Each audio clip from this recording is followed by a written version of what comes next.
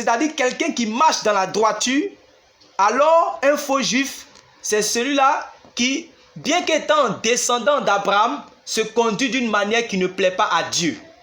Voilà, c'est-à-dire, bien qu'étant un descendant d'Abraham, mais qui vit dans la fausseté, dans toute espèce d'iniquité. Voilà. Donc, ces gens de personnes-là, le Seigneur les appelle les fils du diable, même s'ils sont issus de la postérité d'Abraham, comme dans Jean chapitre 8. Dans Jean chapitre 8, je ne sais pas si vous avez déjà lu cela, dans Jean chapitre 8, les gens sont venus, ils sont réclamés comme étant de la postérité d'Abraham. Depuis même le temps avec, comment il s'appelle, Jean-Baptiste, il se réclamait d'être la postérité d'Abraham. Et dans Jean chapitre 8, quand Jésus est rentré dans la synagogue, la Bible il a prêché plusieurs crus en lui. Et Jésus a dit que si vous demeurez dans ma parole, vous êtes véritablement mes disciples. Et il a dit, si le Fils vous affranchit, vous serez réellement libres. Et ils ont dit quoi? Mais nous ne sommes esclaves de personne. Et nous sommes de la postérité d'Abraham. Et Jésus a dit, je sais que vous êtes de la postérité d'Abraham. Mais vous voulez me tuer. Et vos œuvres que vous voulez faire, Abraham ne l'a pas fait. Alors, je déduis que votre père, c'est le diable.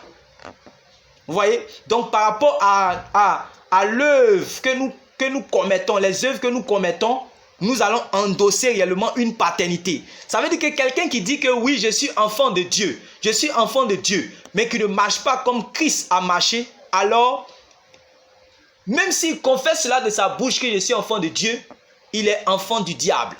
C'est pour cela que ces faux juifs-là, certainement peut-être de manière terrestre, de manière physique, c'était des juifs. Mais spirituellement parlant, ce n'était pas des juifs. Parce qu'on a dit que le juif, c'est celui qui a la foi. C'est celui qui marche conformément à la parole de Dieu. Voilà, c'est celui-là qui est le véritable juif. Mais il y avait les faux juifs, en fait, qui se mettaient avec les païens. Voilà, amen. Le frère dit, on les reconnaît par leurs fruits. Voilà. Il y a les faux juifs, ouais, qui se mettaient en fait avec les païens pour pouvoir persécuter les chrétiens. Voilà. Donc, c'était des juifs incrédules. Mais ils sont devenus comme des instruments entre la main de l'adversaire et ils allumaient en fait le feu de la persécution contre les frères de Smyrne. Ces juifs-là étaient ceux qui, depuis le commencement de l'évangile, n'avaient pas manqué de déployer leur haine tenace contre Jésus-Christ notre Seigneur. Et puis ses disciples. Vous voyez? Et pour eux, l'apôtre Paul avait dit une parole que je nous invite à lire dans 2 Thessaloniciens chapitre 2, le verset 15. Quelqu'un va lire cela? 2 Thessaloniciens chapitre 2, le verset 15. 2 Thessaloniciens chapitre 2, verset 15. Si quelqu'un a trouvé, on peut lire. Ainsi donc, frère, et retenez les instructions que vous avez reçues par notre parole, soit par notre lettre. Pardon, 1 Thessaloniciens chapitre 2, verset 15. Pardonnez. 1 Thessaloniciens chapitre 2, verset 15. Ok. Ce sont ces juifs qui ont fait mourir le Seigneur Jésus. Oui. Il faut lire doucement pour que tout le monde puisse bien comprendre. Oui. Ce sont ces juifs Oui. qui ont fait mourir le Seigneur Jésus. Qui ont fait mourir le Seigneur Jésus. Oui, et les prophètes. Qui nous ont persécutés. Qui nous ont persécutés. Qui ne plaisent point à Dieu. Qui ne plaisent point à Dieu. Et qui sont ennemis de tous les hommes. Oui. Nous empêchons de parler aux païens. Oui. Pour qu'ils soient sauvés. Oui. En sorte qu'ils ne cessent de mettre le comble à leurs péchés. Oui. Et la colère a fini par les atteindre. Voilà. Donc, bref, les Juifs étaient largement impliqués dans cette persécution-là aussi. Si vous faites un peu d'histoire, vous allez voir cela. Donc, ils se mettaient avec les païens pour pouvoir persécuter, pouvoir persécuter les chrétiens, puisque les évêques, les apôtres de cette époque prêchaient, comme aujourd'hui on continue de prêcher qu'on trouve le salut en Jésus-Christ. Voilà, et les apôtres disaient à leurs contemporains juifs que c'est eux qui ont tué le Messie que Dieu a donné à Israël là. C'est eux qui l'ont tué. Donc, ça, à chaque fois, ça crée des problèmes. Voilà, donc ils cherchaient réellement à pouvoir éradiquer la foi. Vous pouvez, depuis Actes des Apôtres, on voit cela. Vous voyez, non? On voit cela. Maintenant, il y a un autre point aussi à souligner toujours, puisque je dis que nous allons traiter expression par expression, verset par verset. Toujours dans Apocalypse chapitre 2, retournons à notre passage de base. Le Seigneur Jésus va dire quelque chose de très profond et je nous invite encore à prêter attention. Bien aimé, la foi vient de ce qu'on entend et ce qu'on entend vient des paroles de Christ. Donc quand le Christ parle, il faudrait que nous portions attention, nous prêtions attention à ces paroles. Dans le verset 9, Apocalypse chapitre 2, le Seigneur va dire, « Je connais ta pauvreté, bien que tu sois riche. » Vous voyez? « Je connais ta pauvreté, bien que tu sois riche. » Donc, voici une catégorie de personnes sur la terre qui sont pauvres, mais en même temps qui sont riches. Ça, c'est ma première. En tout cas, je n'ai jamais vu quelqu'un comme ça. Qui est pauvre, mais en même temps qui est riche. Alléluia. Il dit, je connais ta pauvreté, bien que tu sois riche. Donc, comment on peut expliquer réellement cela? Comment quelqu'un peut être pauvre et en même temps la personne est riche? Comment on peut expliquer cela? Donc, l'église de Smyrne était matériellement pauvre. Voilà, matériellement, l'église de Smyrne était matériellement pauvre. Et c'était un constat évident qui n'avait pas échappé au regard du Seigneur. Comme cette église de Macédoine, si je ne me trompe pas, dans 2 Corinthiens chapitre 8. Et puis, l'église de Jérusalem aussi, quand il y avait la famine, cette église était tombée dans la pauvreté. N'en déplaise aux prédicateurs de maintenant réellement qui nous font croire qu'un enfant de Dieu ne peut pas être dans une situation modeste ou une situation de pauvreté. Que non, si tu es dans cette situation, alors tu es maudit. Voilà des chrétiens que le Seigneur voit dans la pauvreté. Moi, je pensais qu'il allait envoyer onction de richesse. Le Seigneur, il les laisse comme ça. Et en plus, même, il les félicite. Il dit que je connais ta pauvreté. Pourtant, tu es riche. Vous comprenez cela? Qu'est-ce que ça veut dire? Non seulement le maître ne s'est point gêné de le relever, mais il est allé plus loin en affirmant que cette pauvreté qui frappait au regard n'était que la façade extérieure d'un Smyrne qui était riche selon lui. Donc ça veut dire que selon les hommes, ils sont pauvres, mais selon Dieu, ils sont riches. Voilà pourquoi il dit que je connais ta pauvreté, mais pourtant tu es riche. Ça veut dire que si vous lisez dans Luc chapitre 12, le Seigneur a parlé, Luc chapitre 12, Luc chapitre 13, Luc chapitre 12 et Luc chapitre 13, vous allez voir que là-bas le Seigneur va parler beaucoup des richesses. La richesse selon Dieu et puis les richesses incertaines. Donc ça veut dire que pour l'église de Smyrne, cette église était riche en bonnes œuvres. Ils étaient riches auprès de Dieu. Jésus disait, si vous avez déjà lu cela, il dit que la vie d'un homme ne dépend pas de ses biens futurs dans l'abondance. Et Jésus demandait à ce que les chrétiens puissent vendre tout ce qu'ils possédaient afin de pouvoir avoir un trésor dans le ciel. Donc cette église-là était riche en bonnes œuvres.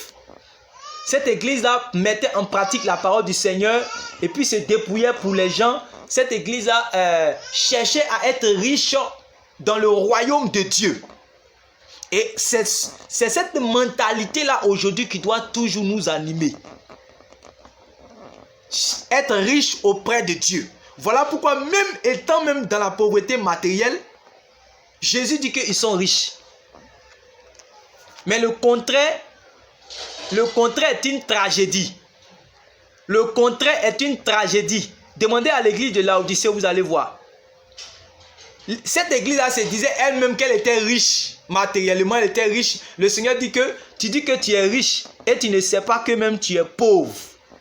Voilà. Donc, si quelqu'un réellement a toutes les richesses sur la terre et qu'il n'est pas riche auprès de Dieu, alors c'est l'homme le plus misérable de la terre. Voilà l'évangile. L'évangile dit aux gens qui sont riches, comme dans Jacques chapitre 5, il leur disait de ne pas, dans Jacques chapitre 5 et puis dans Timothée chapitre 6, il dit, dites aux riches de ne pas mettre leur gloire dans les richesses. En réalité, qu'ils puissent se dépouiller pour pouvoir faire avancer l'œuvre de Dieu, afin qu'ils puissent avoir une part dans le royaume de Dieu. Voilà comment on prêchait l'évangile avant. Et c'est ce que Jésus avait prêché à ce jeune homme riche dans Matthieu chapitre 19. Quand il est venu, il dit, bon maître, que dois-je faire de bon pour avoir la vie éternelle? Le Seigneur dit, ah, tu veux avoir la vie éternelle? D'accord, il a commencé dans les paramètres, doucement, respecte ce commandement. Il dit, j'ai déjà fait ça. Respecte ceci. Il dit, j'ai déjà fait ça. Il dit, bon, ok. Va vendre réellement tous tes biens. L'argent que tu vas avoir, donne cela aux pauvres, viens et suis-moi. Quand il a entendu cela, il n'était pas prêt. Et il s'est détourné. La Bible dit que réellement, il n'a pas eu la vie éternelle. Il s'en alla tout triste. Et Jésus l'a regardé, Jésus l'aima. Mais Jésus ne lui a pas donné la vie éternelle. Donc, cette église-là était riche de quoi? Cette église-là était riche en bonnes œuvres. En bonnes œuvres. Ils étaient riches en bonnes œuvres par lesquelles ils s'amassaient un trésor véritable dans le ciel. Car là où est ton trésor, là aussi sera ton cœur. Où sont placées nos richesses? Est-ce que nos richesses sont placées dans cette vie? L'apôtre Paul a dit, si c'est dans cette vie seulement que nous espérons dans le Christ, nous sommes les plus à plaindre. Donc, ce qui importait au Seigneur, ce n'était pas de se lamenter ou de combattre le fait que Smith soit dans une condition modeste. Ce qui lui importait, c'était le poids de ses trésors célestes. Donc, quand il regarde dans le ciel, il voit que cette église-là, les frères qui sont là, bien que peut-être ils pouvaient être en peau, un daillon, ils pouvaient être dans des situations difficiles matériellement. Mais quand Jésus regarde le poids, leurs richesses qui sont dans le ciel, c'est ça que Jésus dit que pourtant tu es riche. Pourtant tu es riche. Donc ce qui lui importait, c'était le poids de ses trésors célestes. Et quant aux richesses véritables, Smyrne était nanti. Et donc tout allait bien pour lui. Si on regardait aujourd'hui l'église de Smyrne, on aurait dit non, ça ce n'est pas une église, il n'y a pas le Saint-Esprit là-bas. Parce que on voit peut-être des chrétiens qui sont pauvres dans l'église, on allait dire que il n'y a pas le Saint-Esprit là-bas. Vous voyez? L'église d'aujourd'hui et puis l'église d'avant, c'est comme le jour et puis la nuit. Et que Dieu nous délivre, qu'il nous vienne en aide. Voilà. Si nous prenons dans 1 Timothée chapitre 6, nous lisons le verset 17 à 19. J'invite encore quelqu'un à lire 1 Timothée chapitre 6, verset 17 à 19. Vous allez voir ce que l'apôtre Paul va laisser comme instruction à Timothée. Voilà. 1 Timothée chapitre 6, verset 17 à 19. Et quand nous allons comprendre ces choses, nous n'allons pas vivre comme les païens de ce monde ou bien comme les faux chrétiens. Nous allons commencer à investir dans les choses du royaume afin d'être riches auprès de Dieu. Parce que beaucoup sont pauvres auprès de Dieu.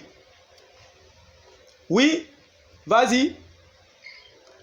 Recommande aux riches du présent siècle Oui. de ne pas être orgueilleux. Recommande aux riches du présent siècle de ne pas être orgueilleux et de ne pas mettre leur espérance dans des richesses, quoi?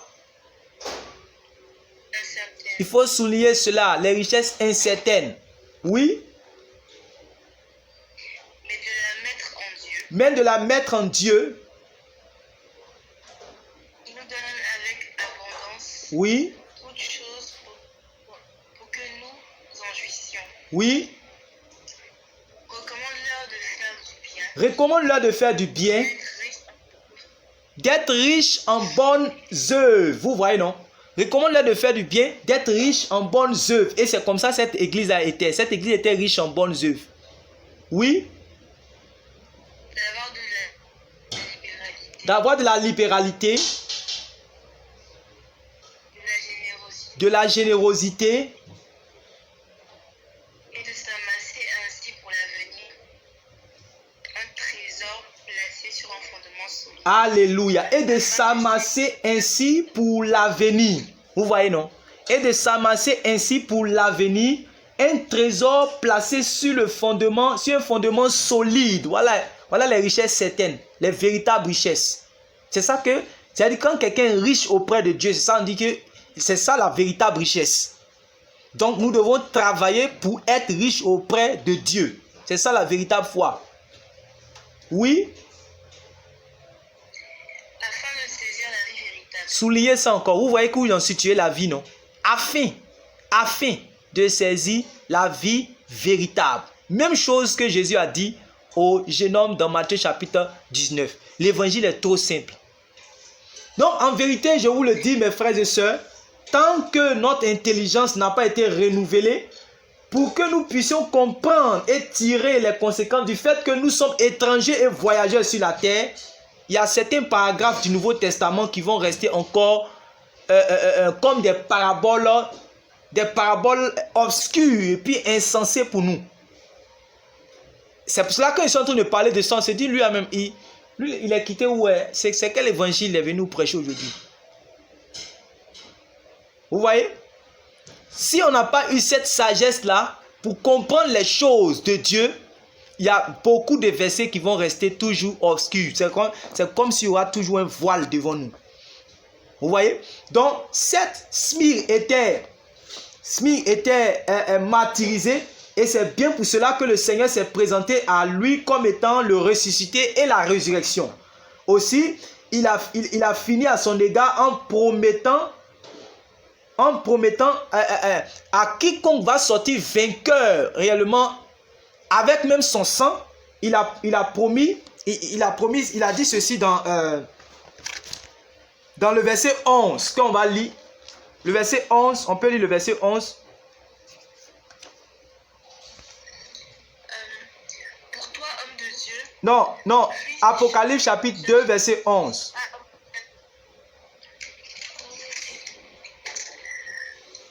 Que celui qui a des oreilles entende ce que l'Esprit dit aux églises. Celui qui vaincra n'aura pas à souffrir la seconde mort. Voilà. Donc, ça veut dire que celui qui va être vaincu, il va souffrir la seconde mort. Mais c'est celui qui va vaincre qui ne va pas souffrir la seconde mort. Vous comprenez maintenant? C'est celui qui va vaincre là.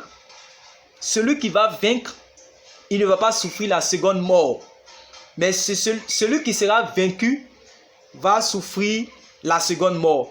Donc, si on veut résumer en tout, pour que vous puissiez bien noter et puis ne pas me faire dire ce que je n'ai pas dit, l'évangile n'est là ni pour enrichir, ni pour appauvrir, mais pour préparer les âmes à être embarquées dans la gloire à venir. Et puis à se projeter dans la gloire à venir en fait. À se projeter dans la gloire à venir. Donc, moi je suis contre les gens qui font croire aux gens que le fait d'être dans des conditions modestes ou même être pauvre est une malédiction qu'il faut abandonner ou bien il faut combattre tout de suite. Non. Là où, en fait, le souci de Dieu même n'est pas là-bas. Le Seigneur, là, lui, son problème, c'est comment est-ce qu'il va mettre une âme dans le ciel. Là. C'est ça qui est le problème de Dieu d'abord. Voilà. Donc, c'est pour cela qu'il pouvait laisser les gens, comme les chrétiens des Smyrne, sans les délivrer, il pouvait les laisser dedans. Puisque réellement, il les avait déjà gagnés. Les avait déjà gagnés spirituellement par rapport à leur âme. Ils étaient déjà en route pour le royaume de Dieu. Voilà. Donc, dès que quelqu'un souffre de difficultés financières, en même temps, on cherche le démon.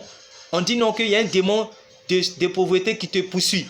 Dès que réellement, quelqu'un vit des petites difficultés ou bien il est dans une famille modeste où on est dans le contentement automatiquement. Voilà. On dit qu'il y a un démon qui le fatigue, un démon de pauvreté, un esprit de pauvreté. Aujourd'hui, voilà l'évangile qu'on prêche. Vous comprenez? Si vous lisez tout dans 1 Timothée chapitre 6, vous allez voir que l'apôtre Paul va utiliser cette expression où il a parlé du contentement. Le contentement, c'est d'abord le fait de s'équilibrer et de se suffire avec le salaire qu'on retire d'un travail diligent, sans chercher à forcer les choses pour augmenter son niveau de vie. Voilà, parce qu'il y a des personnes, avec le peu qu'ils ont, ils veulent chercher forcément à augmenter son niveau de vie. Voilà. C'est encore le fait de savoir s'attacher à l'essentiel pour une vie décente et sobre. Sans chercher à pouvoir, qu'on appelle ça même, à pouvoir vivre dans le bling-bling, à pouvoir s'acquérir les choses inutiles, tout ça. Voilà. Même quand tu en disposes, tu as les moyens, il faut vivre dans la simplicité. Voilà.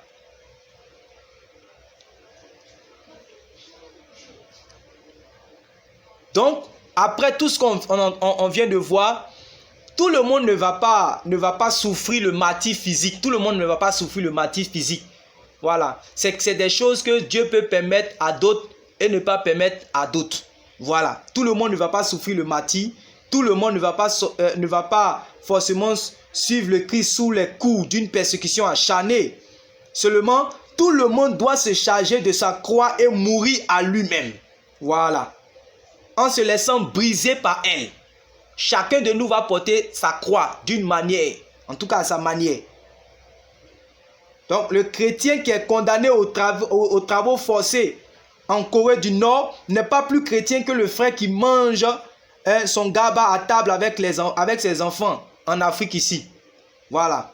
Seulement chacun rendra compte en fonction de ce qui aura été son parcours dans l'environnement qui lui fut sien. Voilà. Chacun a sa croix qui porte. Chacun a sa croix qui porte. Mais il n'est pas moins chrétien parce qu'il ne se trouve pas en Corée du Nord pour souffrir le travail forcé. Ou bien ne se trouve pas au nord du Nigeria pour être attaqué par les Boko Haram. Ce n'est pas ça qui fait que tu es moins chrétien. Mais tu dois porter réellement ta croix. Et puis, tu ne dois pas tout de suite courir après réellement les faux prophètes d'aujourd'hui qui sont là. Le diable les a oints pour venir nous délivrer de la croix que nous devons porter pour suivre le Christ. Écoutez bien, le diable les a oints afin qu'ils puissent venir décharger les chrétiens d'aujourd'hui de la croix qu'ils doivent porter pour suivre le Seigneur là. Il y a les faux prophètes qui ont été oints pour venir les décharger de cela. Donc, voici en réalité un modèle de frères et sœurs qui ont été laissés dans la parole de Dieu. L'église de Smyrne. Voilà, l'église de Smyrne. Donc, j'espère que la leçon est bien rentrée dans notre esprit. Et nous allons passer à la série des questions. Il est maintenant 23h. Je vais m'arrêter là. Nous allons passer à la série de questions par rapport à ce que vous avez entendu. Voilà. Ce n'est pas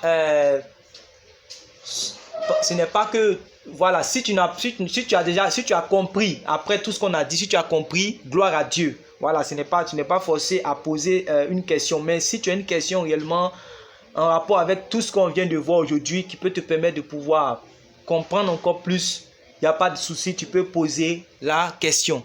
Et je rends gloire à Dieu pour votre patience, parce que vous m'avez écouté beaucoup.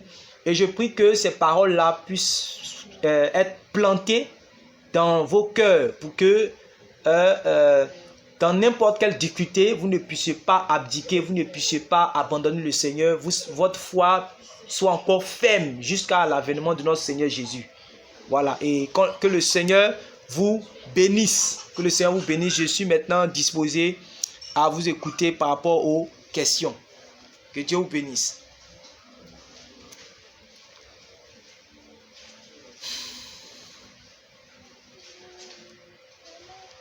Vous êtes là? Est-ce que c'est bien rentré? Est-ce qu'on a compris?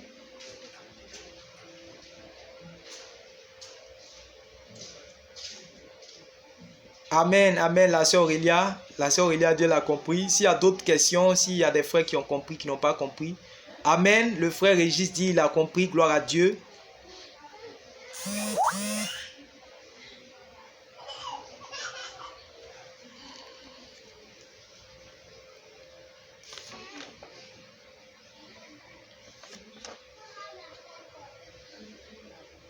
Amen, amen. Le frère Sidibé a bien compris aussi. Que le Seigneur soit béni.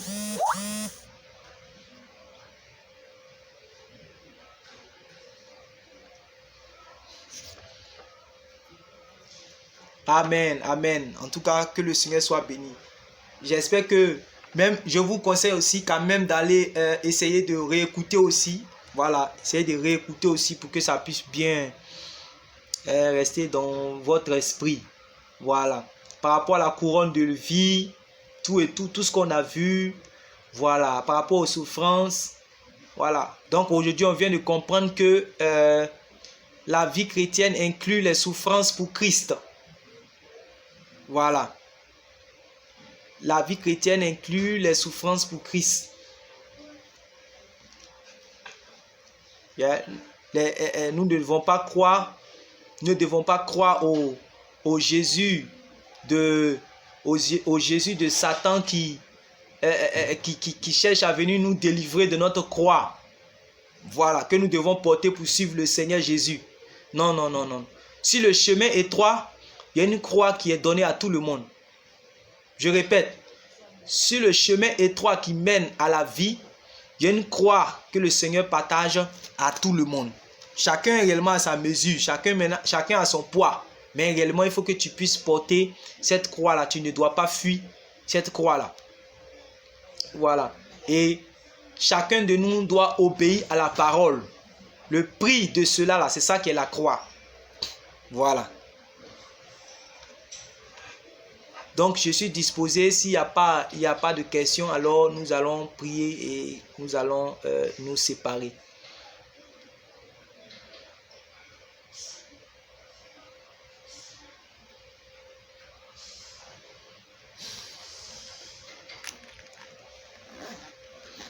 Donc, je veux dire à quelqu'un, quelles que soient les difficultés que tu vis, le Seigneur avec toi. Voilà, le Seigneur avec toi. Il a dit, si tu traverses les eaux, celles-ci ne te submergeront point. Si tu passes par le feu ne te brûlera point. Il dit, invoque-moi au jour de la détresse. Ça veut dire qu'il y a un jour de détresse qui est là. Mais dans ce jour de détresse-là, Dieu aime être invoqué dans ces jours-là. Donc pendant ces temps de détresse, invoque ton Dieu, il te répondra. Appelle-le, il te répondra. Tu dois faire comme Paul et Silas, lorsqu'ils ont été enchaînés, incarcérés réellement dans la prison. Ils étaient barricadés par 4 escouades et 4 soldats. Ils n'avaient pas baissé les bras. En fait, ils ont commencé à louer, à prier, à louer le Seigneur jusqu'à ce que les prisons soient ébranlées. Alors, quelles que soient les situations même que tu vis, la prison peut être ébranlée. Il faut avoir la foi jusqu'à la fin. Le Seigneur soutient dans les difficultés. Voilà, ça peut être une situation de maladie. Même moi qui vous parle actuellement, mon corps n'est pas totalement ça actuellement. Mais j'ai la foi que le Seigneur, il est avec moi, il me soutient. Et tant que je n'ai pas encore fini la mission pour laquelle j'ai été assigné, la mission que le Seigneur m'a confiée, le diable ne peut rien contre ma vie. Et c'est pareil aussi pour toi. Voilà. N'attends pas, dès qu'il y a une situation de difficulté nette, tu commences à courir pour aller voir les prophètes du quartier. Ils vont te donner une solution avec l'huile d'Asie, l'huile d'Israël, l'huile de quoi encore. Ils vont commencer à vous donner cela. Non, non, vous devez croire au Seigneur.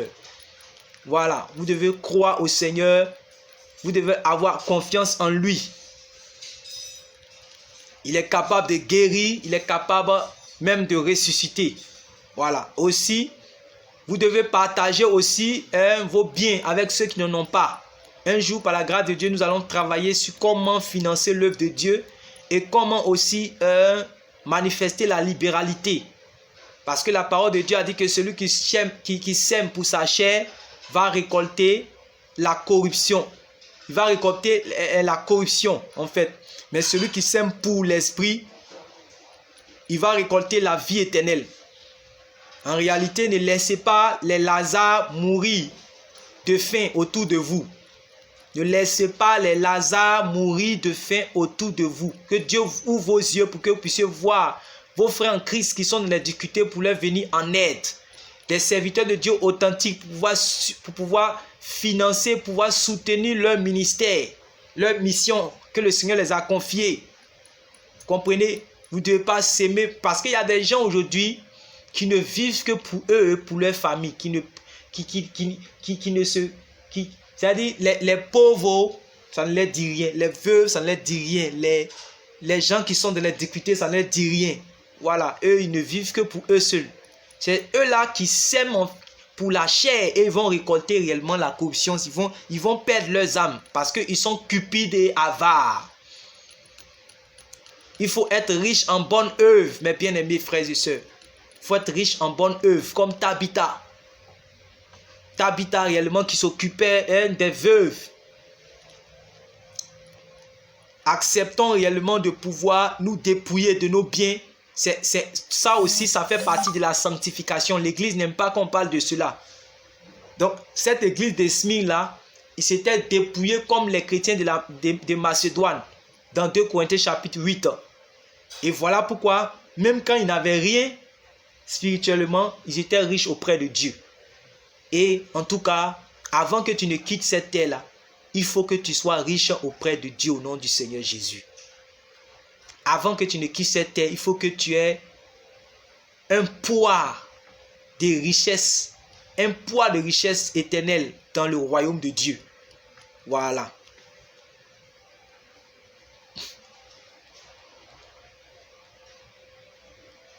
Donc, voilà un peu que le Seigneur nous donne la force afin de pouvoir avoir la foi jusqu'à la fin. Voilà. Afin de pouvoir avoir la foi jusqu'à la fin. Si on avait le temps, j'allais vous lire même en fait la réalité des choses par rapport à l'église de Smyrne. Ça, c'est historique. Ça, c'est dans l'histoire. Vous allez voir comment ça s'est passé. Il y avait un disciple de Jean qu'on appelait Polycarpe. Il était évêque de Smyrne, c'est-à-dire qu'il était le conducteur, le pasteur en fait de Smyrne. Et c'est eux qui ont reçu ce message-là. Et comment ça s'est passé? Comment la prophétie du Seigneur maintenant s'est accomplie quand le diable maintenant est venu pour les faire souffrir pendant 10 jours, cette persécution-là, cette tribulation-là. Comment est-ce qu'ils ont enduré cela? J'allais vous faire lire ces choses. J'allais lire et puis vous allez voir ces choses-là. Si on avait le temps, on allait lire ces choses-là. Vous allez voir comment ils n'ont pas abandonné. Et Polycarpe là même, ce dernier là, il était âgé de 95 ans. 95-96 ans, mais c'était un vieillard qui avait toujours la foi. Jusqu'à sa mort. Jusqu'à sa mort. Et donc nous devons avoir la foi jusqu'à la mort. Nous devons avoir la foi jusqu'à la mort.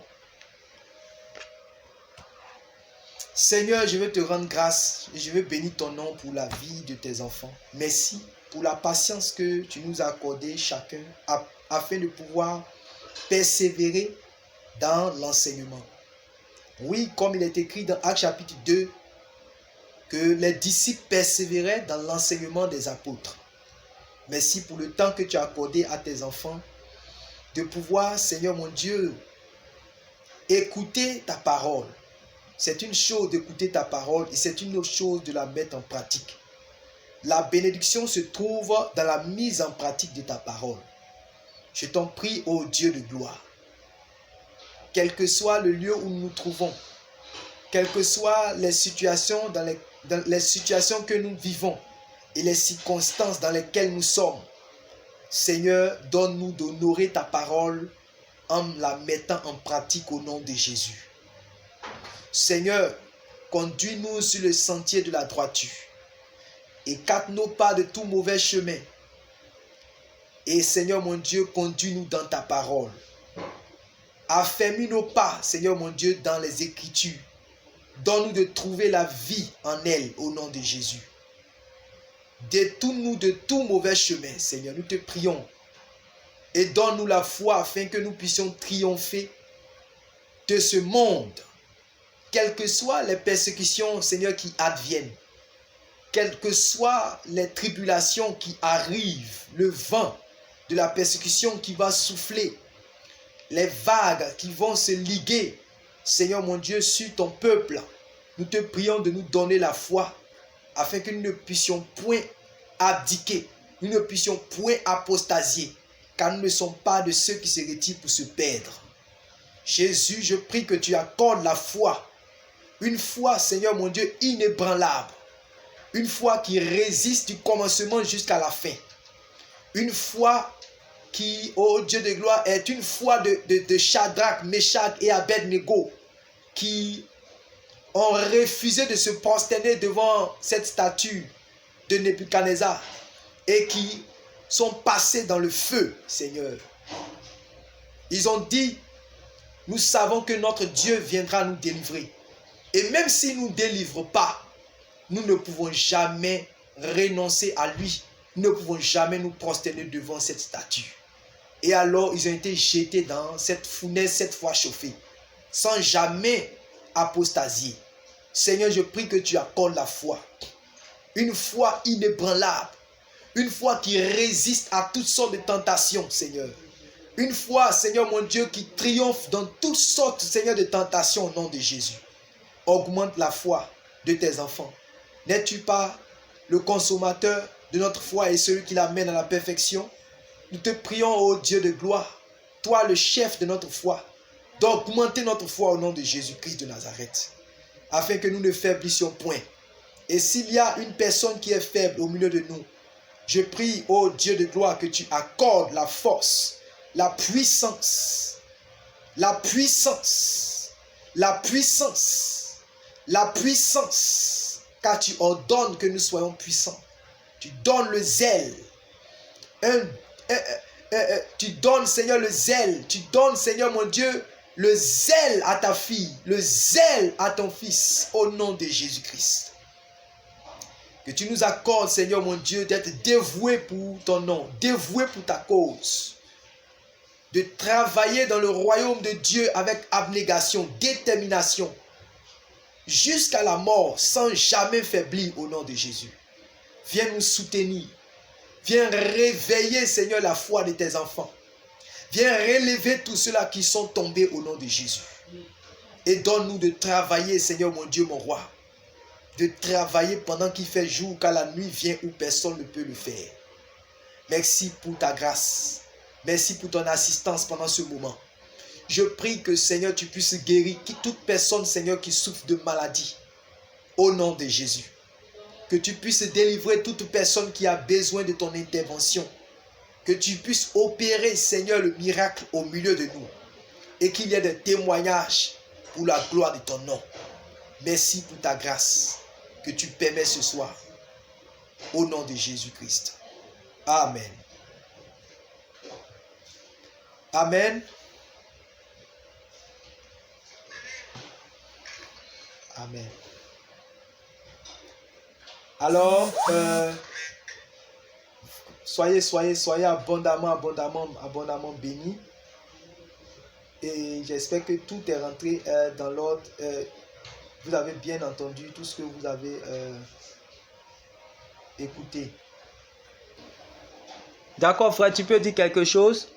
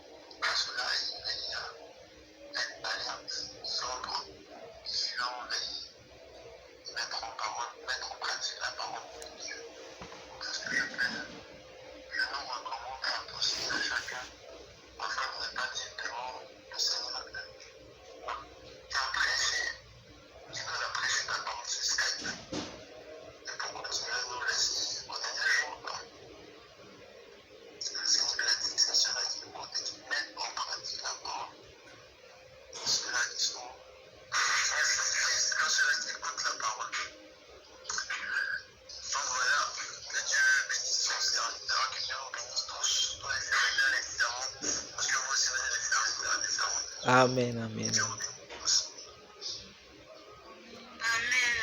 Amen, amen. Toujours inspiré, mon frère, toujours inspiré. Même, en tout cas, que Dieu te bénisse encore. Merci. En tout cas, par la grâce de Dieu, en tout cas, vraiment, que Dieu vous bénisse. Voilà, je ne sais même pas ce que je vais dire. Que Dieu vous bénisse. Voilà. Si on a fini, je vais demander au frère Richard de nous recommander entre les mains du Seigneur. Puis